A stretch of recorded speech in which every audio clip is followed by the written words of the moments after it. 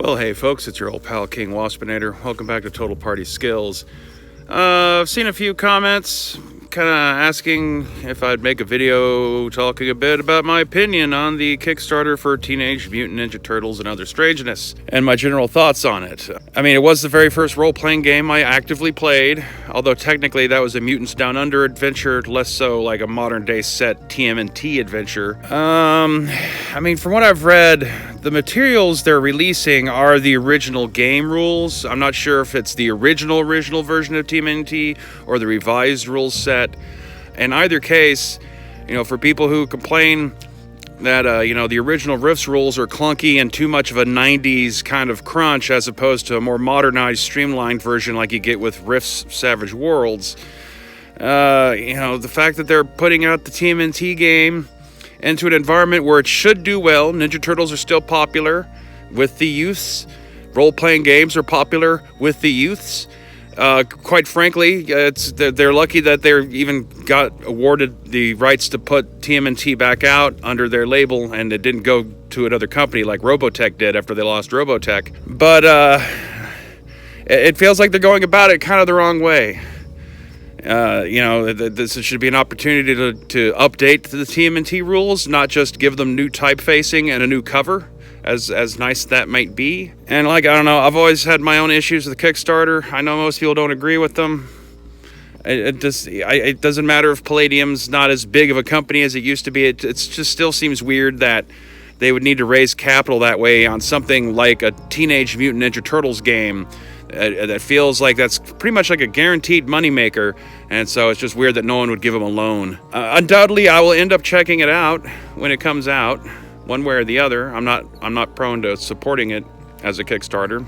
I don't care if I have my name listed amongst a list of names that no one ever reads at the back of the book. I don't recall these Kickstarters being used for the other, hardcover re-updates of their old classic books that they've been putting out. I mean, I get that they'd have to pay for a new cover from Kevin Eastman, and that they need to, pay what's his name to, redo the layout of the interior. But as I said, though, from what I've read, it seems like they're still going to be using the original text from the old books, which for nostalgia purposes is cool and all, but I don't know why they really need to raise this kind of money for that, aside from the fact that they know it's Ninja Turtles, it has its audience. People haven't, seen a copy of it in a long time on a bookshelf without having to go, dig out a copy from eBay or somebody who's selling their old version privately. I don't know, I just find that a little bit manipulative. But hey, isn't everything? That's what business is. It's manipulating people into giving you money, or giving you their money, so they can have a thing. I don't know if kids are really going to take to TMNT and Other Strangeness' original rules. Also, arguably, this game already exists. They when they lost the TMNT license, they reissued the game as After the Bomb, which was the better part of the TMNT role-playing game anyway, and in my humble opinion, for game rules that you can buy already for a lower price without having to, throw money in at a Kickstarter. For what? So it has a Ninja Turtle cover, and I guess, more explicit details on a modern day, quote-unquote, modern day New York setting. Apparently there's also a side book that's going to be bundling a bunch of TMNT adventures from back then. Hopefully that means Truckin' Turtles. Truckin' Turtles was pretty awesome. Transdimensional TMNT was also a pretty good book that disappeared because they lost the license to be allowed to be able to sell it, but it was a pretty solid source book. Gives you mutant dinosaurs and shit. A nice addition to the lexicon of animals you can turn into mutants. But Palladium's attribute system, where you only really see any effects to what you rolled for your attributes at the very higher end of the spectrum. The janky limited random rolled scholastic sets, there's no OCCs in TMNT. It's all skill program kind of builds, and then on top of the randomness of the attribute system and potentially randomly rolling your character's education level, but then you have a point buy system of Bio-E, which also it's not perfect. There's personally, I feel like mutant animals should come built in with certain animal features, and that you can trade them out for Bio-E, not that you have to rebuy them with Bio-E as a blank slate template. I don't know. This would have been an opportunity to have it still be a Palladium game version of TMNT, but to have, actually like cleaned it up instead of just re-releasing the same old thing. Like I said, I don't remember there being a Kickstarter for when they did this for the Palladium role-playing game, when they put out, a hardcover of the first edition, collector's edition. I don't remember that for the Rift's 30th anniversary, although maybe they did. It's not like I pay attention to Kickstarter much, so some of this might have escaped by me. Like, I totally admit I could be wrong on this. I'd be more impressed if they were like actually really redoing it, a new 3rd edition of TMNT or something like that. Something that takes the modern market more in mind. I guess maybe they should have given it to Savage Worlds. I don't know. Anyway, I guess that's my thoughts on TMNT and Other Strangeness, since y'all kept asking.